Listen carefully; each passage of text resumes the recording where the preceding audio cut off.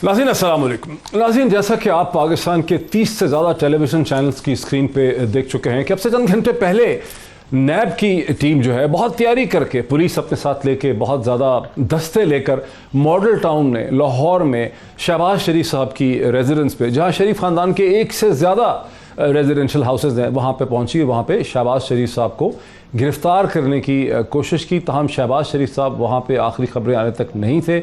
उसके बाद नैब की टीम जो है वहाँ से निकल के बताया जाता है कि जाती उम्रा की तरफ चली गई। अब यह याद रहे कि शहबाज शरीफ साहब ने पहले ही एक हफ्ते माह तकद्दम एक एप्लीकेशन डाली हुई है बेल बिफोर अरेस्ट की लाहौर हाई कोर्ट में, जिसमें उन्होंने इस्तदा की है कि उनको खौफ है, उनको खदशा है कि नैब उन्हें गिरफ्तार कर सकती है। इससे पहले नैब उनको मसलसल बुलाती रही है, लेकिन शहबाज शरीफ साहब ये कहते रहे हैं कि वो बीमार भी हैं, उन्हें कैंसर भी है, वो अंदाज़न 70 बरस उनकी उम्र है, इसलिए उन्हें उनसे अगर वीडियो लिंक के ऊपर बात कर ली जाए, ताहम नैब ने मुनासिब नहीं समझा वीडियो लिंक पे बात करना, उन्हें गिरफ्तार करने की कोशिश की है। अब इसके बारे में बहुत से सवाल जो उठते हैं कि नैब इतनी जल्दी में क्यों है शहबाज शरीफ साहब को गिरफ्तार करने के लिए, और शहबाज शरीफ साहब को गिरफ्तार करने के लिए जिस तरह से नैब जिस शदोमत का मुजाहिरा कर रही है, जो शिद्दत दिखा रही है, जो फुर्ती दिखा रही है, इससे क्या होगा, सियासी तौर पर इसका पॉलिटिकल इम्पैक्ट क्या होगा, और क्या इससे पहले नैब ने इसी किस्म की शदोमत करके जो केसेस बनाए, जहां रेफरेंसेस फाइल नहीं किए गए, जहां रेफरेंसेस फाइल नहीं किए गए वो तो हुए ही नहीं, और जहां रेफरेंसेस फाइल किए वहां उसका क्या नतीजा निकला है। तो नैब के वो जो कहते हैं कि हाथी के दांत दिखाने के और खाने के और, इसी तरह नैब की भी जो फुर्तियाँ हैं वो दिखाने की और कुछ समझने की और जो हैं वो गालिबन हो सकती हैं। दूसरी तरफ अभी तक मीडिया डिस्कस कर रहा है कि फवाद चौधरी जो पाकिस्तान के साइंस एंड टेक्नोलॉजी के मिनिस्टर हैं, साइंस की भी बातें करते हैं कभी कभी, लेकिन बहरहाल उन्होंने भी खत लिखा है वज़ीर आज़म पाकिस्तान को, जिसमें उन्होंने कहा कि नवाज शरीफ साहब की जो तस्वीर बरतानिया से मौसूल हुई है, खुदा बेहतर जानता है किस तरह से मौसूल हुई है, किसने वो तस्वीर ली है, उससे पता चला है कि नवाज शरीफ साहब जो है उस तस्वीर की बेसिस पर पता चल गया कि बिल्कुल सेहतमंद है। चुनाचे वज़ीर आज़म पाकिस्तान को इन्वेस्टिगेशन करनी चाहिए उन इदारों की, यानी मेडिकल लैब्स की, डॉक्टर्स की, जिन्होंने उनको बीमारी के सर्टिफिकेट जो है वो इशू किए थे, चूँकि ख़ास करके वो जबकि बरतानिया से मज़ीद सर्टिफिकेशन जो है अपने हवाले से हासिल नहीं कर सके हैं। ये भी एक इशू इस वक्त जो है हमारे सामने चल रहा है। उसके साथ नथी और भी दर्जनों सियासी इशूज़ हैं। मुझे इस प्रोग्राम की नशिस्त में ज्वाइन कर सकेंगे वफाकी वज़ीर पाकिस्तान तहरीक इंसाफ के रहनुमा और मैरीटाइम अफेयर्स के मिनिस्टर जनाब अली जैदी साहब पहुँच रहे हैं, वो भी स्टूडियोज़ में मेरे पास होंगे। मुझे ज्वाइन कर रहे हैं PMLN के सीनियर रहनुमा, पंजाब के साबिक लॉ मिनिस्टर और इंटीरियर मिनिस्टर, ख़ुद भी वकील हैं, जनाब राना सनाउल्लाह साहब। ख़ुद भी बहुत मुसीबतें जो हैं वो काट चुके हैं गुज़िश्ता एक बरस में। मेरे साथ राना सनाउल्लाह साहब इस वक्त हैं फ़ोन लाइन के ऊपर। और मुझे ज्वाइन कर सकेंगे इरशाद आरिफ साहब, जो कि सीनियर तज्ज़ियाकार हैं, एडिटर रहे कई अखबारों के, रोज़नामा 92 के भी एडिटर हैं, पॉलिटिकल कमेंटेटर हैं, एनालिस्ट हैं, मेरे साथ हैं। So a very warm welcome to all my guest. जैसे ही अली जदीद साहब पहुँचेंगे वो भी ज्वाइन कर लेंगे डिस्कशन में। राना साहब, ये क्या वजह है कि शहबाज शरीफ साहब जो है वो इतनी तगो-दो कर रहे हैं, जितनी तगो-दो नैब कर रही है हमको गिरफ्तार करने की, शहबाज शरीफ साहब भी इतनी ही तगो-दो कर रहे हैं कि मैं गिरफ्तार ना हूं। हालांकि क्या हो जाएगा अगर शहबाज शरीफ साहब गिरफ्तार हो जाएं?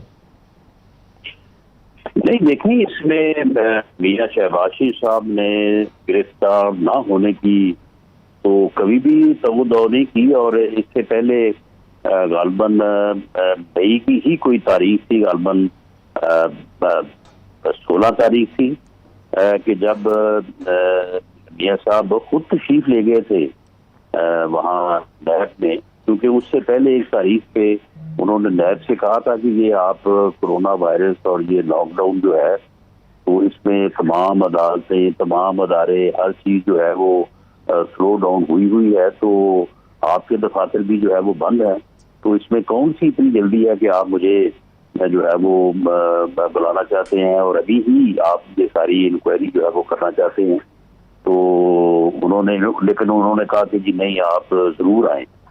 तो फिर वो गए थे किसी डेट पे, और उसके बाद जो है ये दोबारा उन्होंने जो है ये 2 जून की जो है वो तारीख दी थी।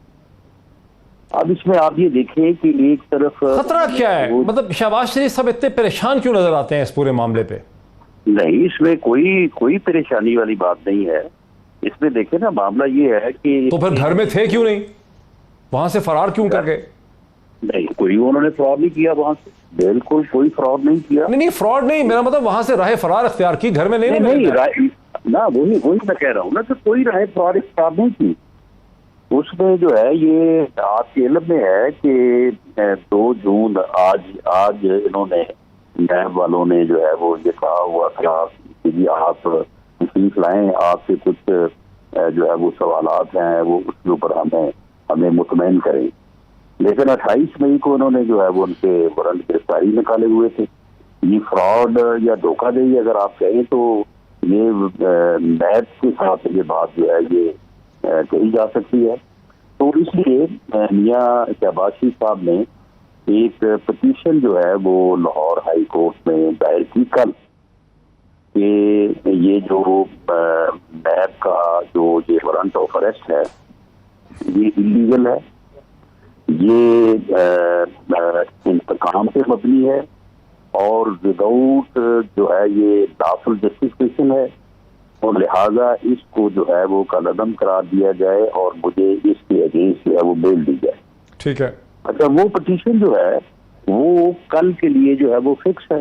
कल 11 बजे पिटीशन ने डिवीजनल बेंच जो है हाई कोर्ट का वहाँ पे उसने जो है वो उसकी समाअत होनी।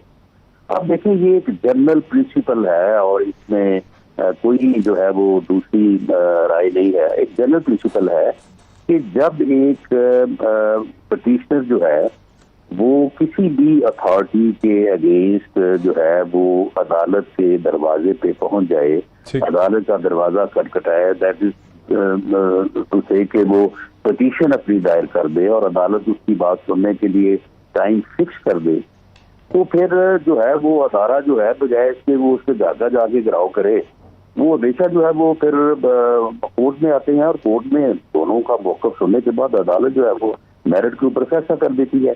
लेकिन इस मामले में जो कि पर्टिकुलरली जिस मामले में नैब जो है वो मियां साहब को गिरफ्तार करना चाहती है, क्योंकि ये है ही यानी बिल्कुल मबनी पर फ्रॉड है और इसमें कोई सब्सटेंस नहीं है, ये सिर्फ और सिर्फ मौजूदा हुकूमत का जो अंधा और इंतहाई जो है वो यानी घटिया इंतकाम है अपोजिशन के खिलाफ और शरीफ फैमिली के खिलाफ, ये उसकी तस्कीन के लिए जो है वो किया जा रहा है।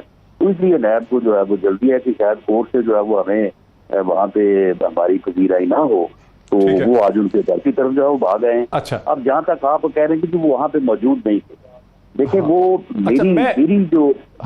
मेरी जो असेसमेंट है, ठीक है, कि ये पिटीशन जो है ये पहले आज हमारा ये ख्याल था कि ये सेकंड टाइम जो है ये इसकी समाअत जो है ये हो जाएगी, क्योंकि आज एक साबिक जज हाई कोर्ट के उनकी जो है वो डेथ हो गई थी, उसके जनाजे के लिए जजेस साहबान जो है वो तशरीफ दे गए थे। तो हमारी ये कोशिश थी कि आज ही अगर उसकी समाअत हो जाए, तो उसके लिए मियां साहब ने टूवर्ड्स हाई कोर्ट मूव कर चुके थे वो। ठीक है, मेरा ये ख्याल है कि मैं फिर आता हूँ इसकी तरफ। नहीं, बड़ा जबरदस्त आपने राणा साहब बड़ा अच्छा आपने एक्सप्लेन कर दिया है। जो कुछ आपने एक्सप्लेन किया, जरा मुझे इस पे कुछ काउंटर क्वेश्चन रेज करने दीजिए। इरशाद आरिफ साहब, अब तक तो ये बात कोई रोज़े रोशन की तरह आया है, आसमान देख रहा है, सूरज देख रहा है, चांद देख रहे हैं, पाकिस्तान के अवाम देख रहे हैं कि नैब बड़ी फुर्ती दिखाती है, शदोमत का मुजाहरा करती है, लोगों के घर पहुंच जाती है, बड़े ड्रामेटिक्स होते हैं, हॉलीवुड की तरह की फिल्म बन जाती है, नेटफ्लिक्स की तरह का ड्रामा खड़ा हो जाता है, गिरफ्तार भी कर लेती, उसके बाद होता कुछ नहीं है। तो ये जो नैब इतनी फुर्तियाँ दिखा रही है, 30 टेलीविज़न स्क्रीन के ज़रिए उसको बड़ा एक मैग्नीफाई करके दिखाया जा रहा है कि नैब पहुंच गई है, बड़ी थरथरी मच गई है, इसका सम टोटल इफेक्ट क्या है? कहीं ऐसा तो नहीं है कि हाथी के दांत दिखाने की और खाने की और दिखाया कुछ और जा रहा है, मकसद कुछ और है? क्या आपको समझ आती है? पिज़ारा साहब, ये जवाब तो मेरे ख्याल नैब के किसी तर्जुमान को देना चाहिए या नैब का कोई आला अफसर हो। आप एनालिस्ट है ना सर, आप एनालिस्ट हैं, आप एनालिसिस करते हैं, तज्जिया करते हैं, तज्जिया तो करें ना सर, आखिर के नैब क्या करना चाह रही? मैं अर्ज कर रहा हूँ कि ये इस सवाल का जो जवाब है दो टोक वो बनता है नैब की तरफ। वो दे जवाब इसका जो मुझे नजर आ रहा है कि जब हम नैब पर ये तनकीद करते हैं कि वो किसी केस को मंतकी अंजाम तक नहीं पहुंचाती, तो ये हम भूल जाते हैं कि मंतकी अंजाम तक पहुंचाने के लिए फिर केस का चलना भी जरूरी होता है।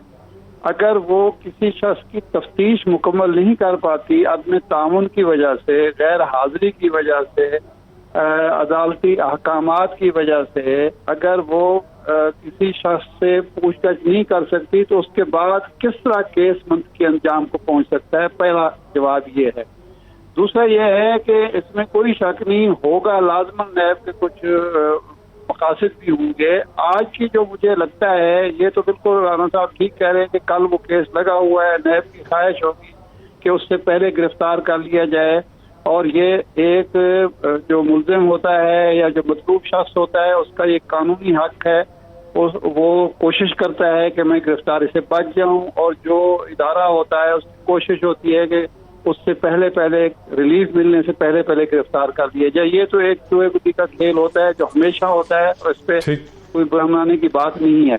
लेकिन आज मेरा ख्याल है नैब एक बात नैब ने सोची कि चूंकि मियां शहबाज शरीफ साहब लिख कर दे चुके हैं कि वो आइसोलेशन में हैं और उन्होंने कहा है, तो उनका ख्याल था कि वाकयातन वो शायद आइसोलेशन में हैं, वो वहाँ मौजूद होंगे, बैठे होंगे। जाहिर बात है कोरोना से बचाव के लिए जो 69 साल का शख्स है जो कैंसर पेशेंट है, तो वो यकीनन घर में बैठा आराम कर रहा होगा, इधर उधर से महफूज बैठा होगा, तो हम जाएंगे आराम से और जाके गिरफ्तार कर लेंगे। इसमें उनको नाकामी हुई।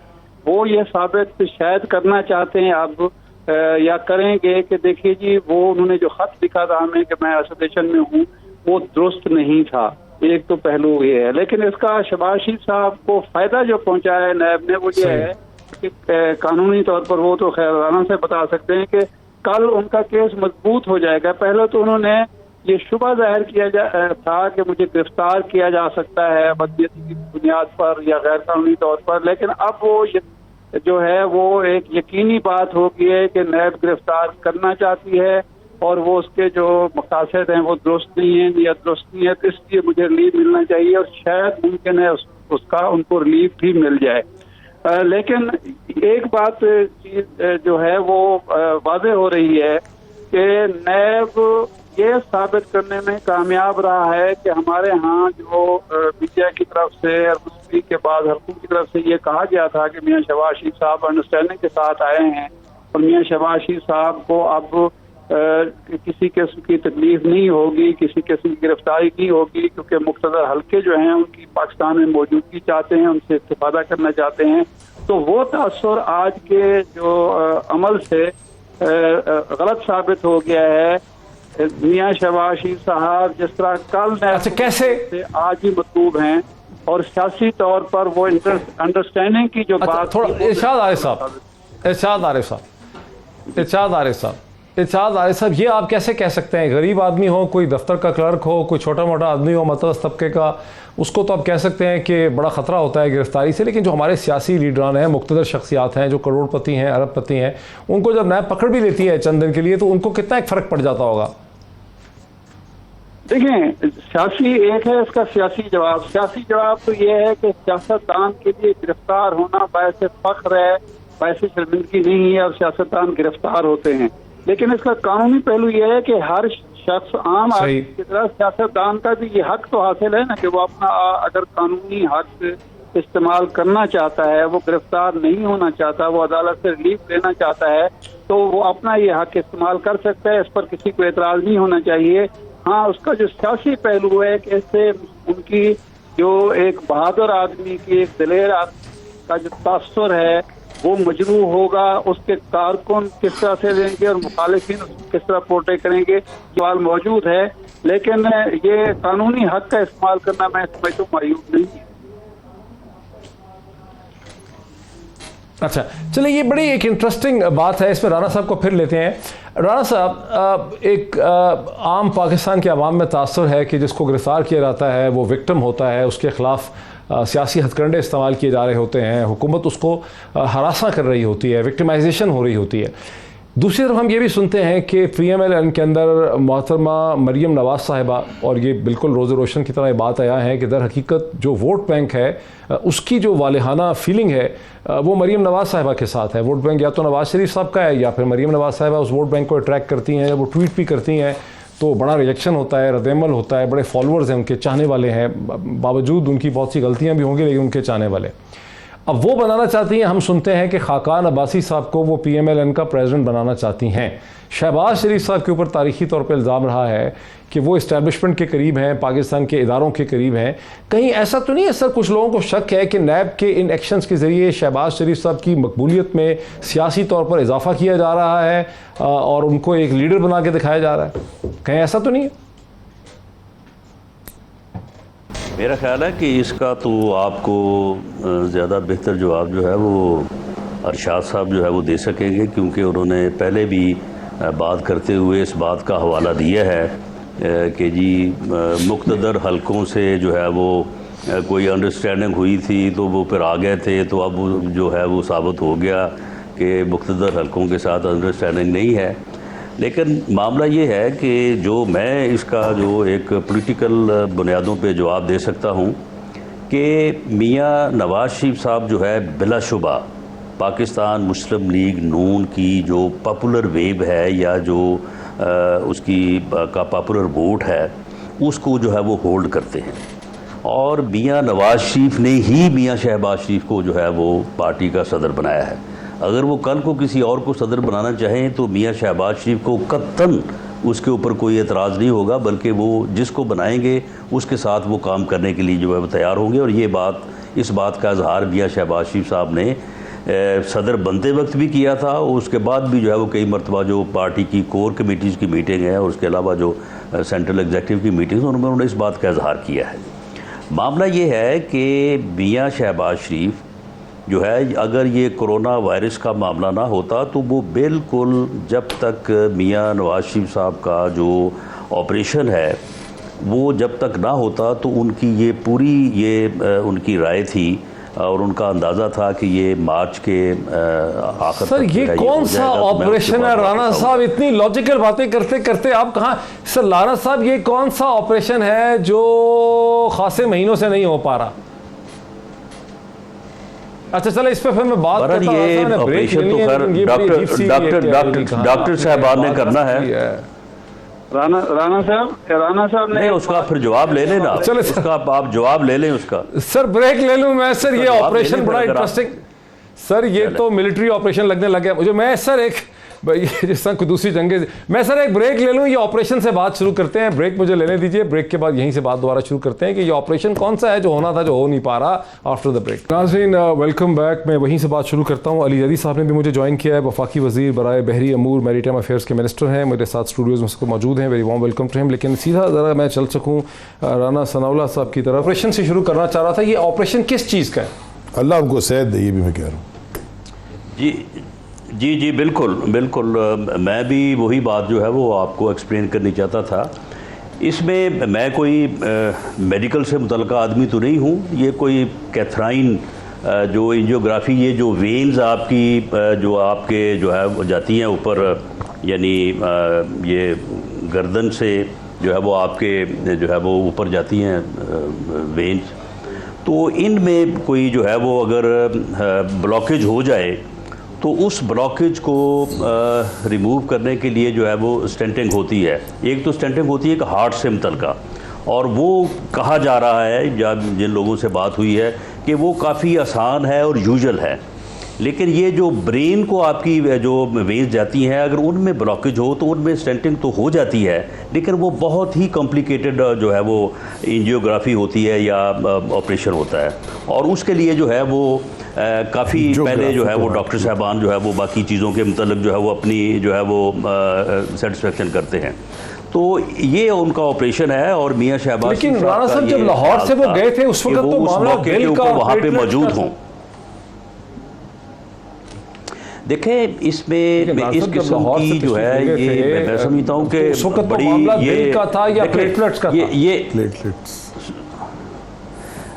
देखें मोई साहब, बात ये है कि किसी की भी सेहत से मुतल्लिक़ इस किस्म की जो है वो नीचे जाके सोचना जो है ये वैसे मुनासिब तो नहीं है। लेकिन बदकिस्मती है हमारे मुल्क की कि हमारे यहाँ इस किस्म का तबका पाया जाता है कि वो इस किस्म की जो है वो सोच रखता है। मामला ये है कि मियाँ साहब के हार्ट के पेशेंट होने का जो है वो कोई पिछला 15-16 साल का रिकॉर्ड है, और जो प्लेटलेट्स का मामला था वो यहाँ पे उनको हुआ और उसके बाद जो है वो अभी तक उसके मतलब जो है वो मेडिसिन ले रहे हैं और वो मेंटेन है, और शायद उसी की वजह से जो है वो उनका ये ऑपरेशन जो है वो बर वक्त या जल्द नहीं हो सका। तो इसलिए जो है वो मियाँ शहबाज शरीफ का ये ख्याल था कि मैं उस मौके के वहाँ पे मौजूद हूँ। बाकी उन्होंने हर कीमत पे वापस आना था, हमारे साथ उनकी बात होती रहती थी, और जब ये कोरोना का मामला हुआ तो वो सिर्फ इस मसले की वजह से कि मुझे इस मौके पे जो है वो अपनी पार्टी के साथ, अपने लोगों के साथ मौजूद होना चाहिए, वो वापस आ गए। अच्छा, मुझे ज़रा इस डिस्कशन को आगे ले जाने दीजिए।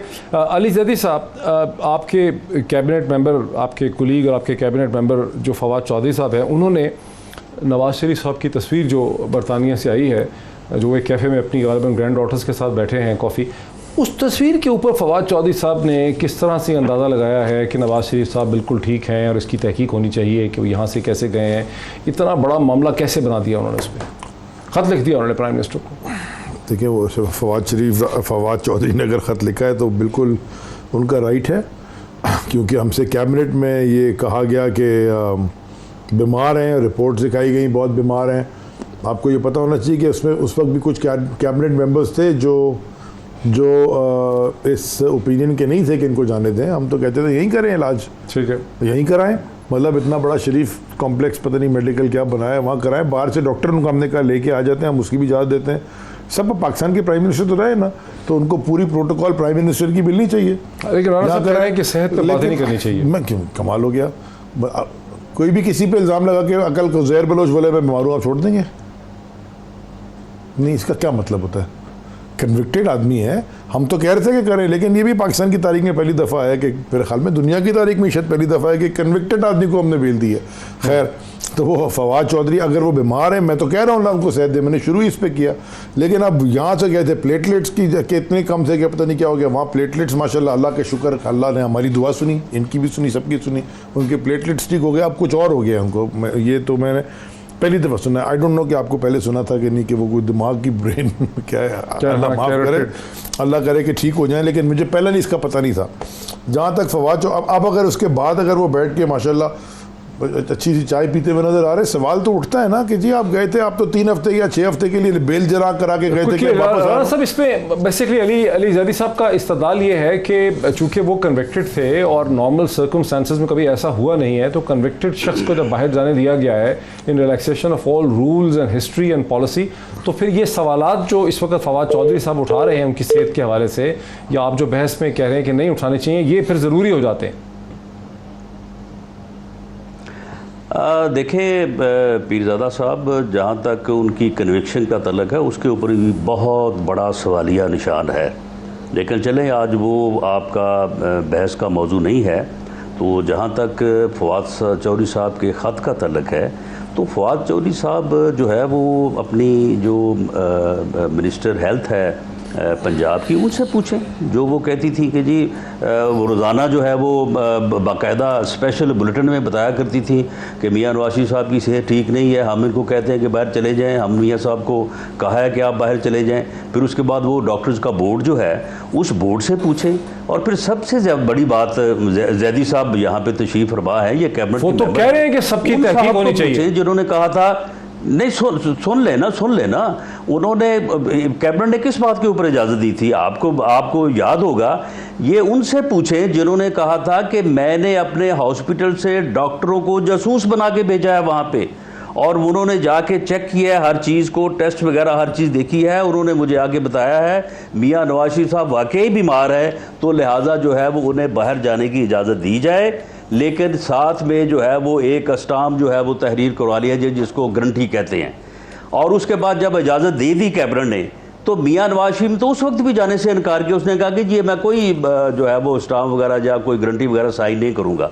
उसके बाद फिर जो है अदालत ने जो है वो सिर्फ उस गारंटी फॉर्म को जो है वो जो है उसको वेव किया था।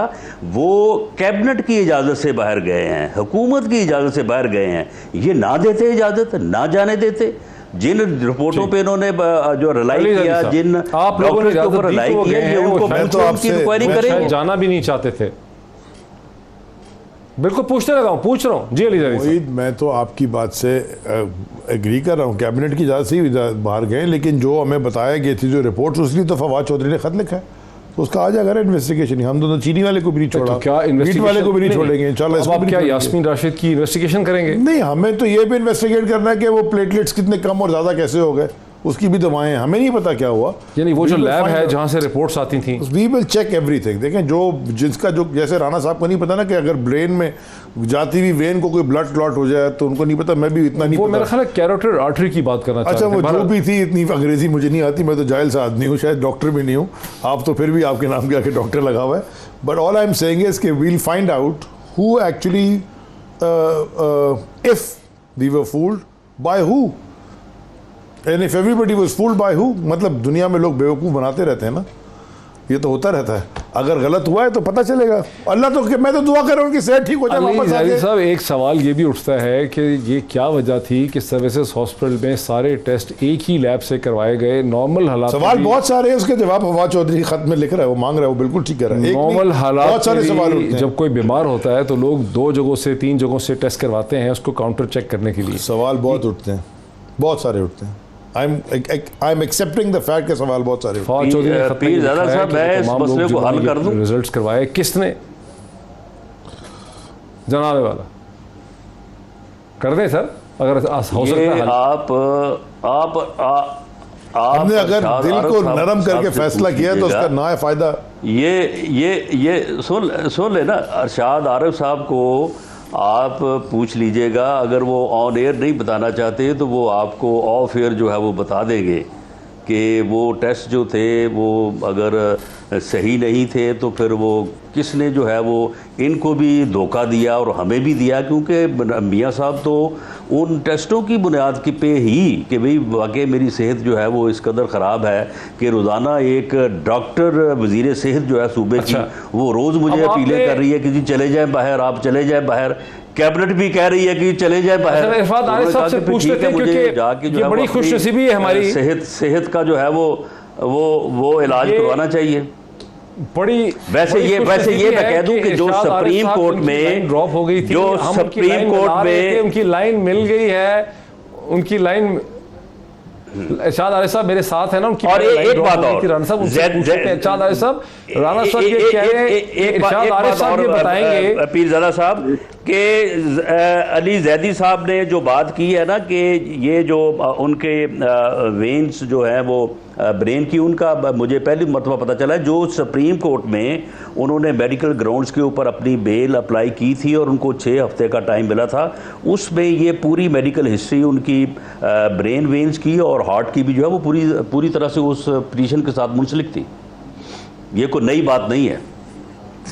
ब्रेन वेव्स वही देख सके, एक सेकंड, ये वही नहीं था, ये है वो ज़राए, वो भी जमा कराया था, फिर बोला नहीं ये वो ज़राए नहीं है, ये कतरी लेटर है, वो भी ओहो नहीं ये गलत हो गया, वापस ले लो। ये सारी चीज़ें हम देख चुके हैं, ये तो कोर्टों को नहीं छोड़ते थे, असेंबली में खड़े होकर उन्होंने ये ज़राए दिखाए थे, बाद में कहाँ चले गए। देयरफॉर शक है, हमने एक इंसानियत की बुनियाद के ऊपर एक फ़ैसला किया कि अगर बीमार हैं और ये सारा है तो चले जाएं बाहर। एक ब्रेक ले लूँ, ब्रेक के बाद नाज़रीन इस गुफ्तगू को यहीं से आगे बढ़ाते हैं। डोंट गो अवे, ब्रेक के बाद हमें ज्वाइन कीजिएगा after the break. Welcome back, सीधा चलता हूँ इरशाद आरिफ साहब की तरफ। इरशाद साहब, पहले ब्रेक से पहले दरअसल राना सनाउल्लाह साहब ने तो आपसे सवाल ये पूछा था लैब्स के हवाले से, प्लेटलेट्स के हवाले से, आप उसको ले गए शहबाज शरीफ साहब की तरफ। वो चाह रहे थे कि आप बताएं कि वो प्लेटलेट्स का क्या मामला था, उसके हवाले से वो आपका कॉमेंट चाह रहे थे। देखें फिजल साहब, मैं ये फवाद चौधरी साहब ने जो खत लिखा है, मैं अली ज़ैदी साहब उसकी तारीफ कर रहे हैं, फरमा रहे हैं, लेकिन मुझे समझ नहीं आ रही कि इससे फ़ायदा क्या होगा। ये अगर तफ्तीश कराएंगे, उस वक्त जब मियाँ नवाज शरीफ साहब बीमार थे तो मीडिया भी यही कुछ कह रहा था, हुकूमत के अपने वज़रा भी यही कह रहे थे, और यास्मीन राशिद साहब ने आज भी कहा है कि जी वो जो टेस्ट हुए थे, जो टेस्ट रिपोर्ट थी वो सरकारी लैब्स की थी। फिर इमरान खान साहब ने अपने करीबी साथी डॉक्टर फैसल सुल्तान को ये फर्ज सौंपा, ये टास्क दिया कि आप चेक करें। अगर वजीर आजम ही धोखा खा गए, वजीर सेहत जो हैं वो भी धोखा खा गए, सरकारी लैब्स में भी धोखा हुआ है सारा। तो मैं समझता हूँ ये तो अपने सारे सिस्टम पर एतमाद है। फवाद चौधरी साहब ना इमरान खान की कोई खिदमत कर रहे हैं, ना रियासत की कोई खिदमत कर रहे हैं, सिर्फ सियासी दुश्मनी में या मियां नवाज शरीफ साहब को मुलायम करने के लिए, ये साबित करने के लिए कि उससे कमजोरी जाहिर होती है हुकूमत की कि उन्होंने किसी से साजबाज की, गलत रिपोर्टें तैयार कराई, ना उसको उन रिपोर्ट्स की समझ यास्मीन राशिद को आई, ना समझ फैसल सुल्तान को आई, ना प्राइम मिनिस्टर को कुछ समझ आई और उन्होंने उनको बाहर भेज दिया। मेरा ख्याल है इस चैप्टर को क्लोज समझना चाहिए। बस रुक जाए यहीं पे, उन्होंने इलाज नहीं कराया। रुक जाए, अली जैदी साहब को इसका जवाब देने दें। यहाँ रुके सर। अली जैदी साहब, ये तो वो कह रहे हैं यार, बात में बड़ा वजन है कि आपकी तो हुकूमत जो है वो नीचे से लेकर ऊपर तक सारी की सारी इंतहाई इनकॉम्पिटेंट और निकम्मी नज़र आ रही है। एक सरकारी लैब से टेस्ट करवा रहे हैं, सेकंड वेरिफिकेशन करवाते नहीं हैं। प्राइम मिनिस्टर अपने एक दस्ते रास्त डॉक्टर को कहते हैं, वो भी कहते हैं खासे बीमार लग रहे हैं। यास्मीन राशिद भी वो दे रही हैं, सारे लोग दे रहे हैं, और अब आप लोग कह रहे हैं कि चेक करवाना चाहिए। इंफॉर्मेशन की बेस पे और डेटा की बेस पे फैसला होता है। जो डेटा उन प्राइम मिनिस्टर के सामने रखा गया था, उस डेटा की बेस पे उन्होंने फैसला किया। डेटा मैनिपुलेट करने के बड़े सारे तरीके होते हैं। अब आपको लग रहा है कि वो डेटा अब मैं कुछ भी नहीं कह रहा, मैं तो फवाद चौधरी के ख़त की बात कर रहा हूँ कि उसका पूरा हक इख्तियार है।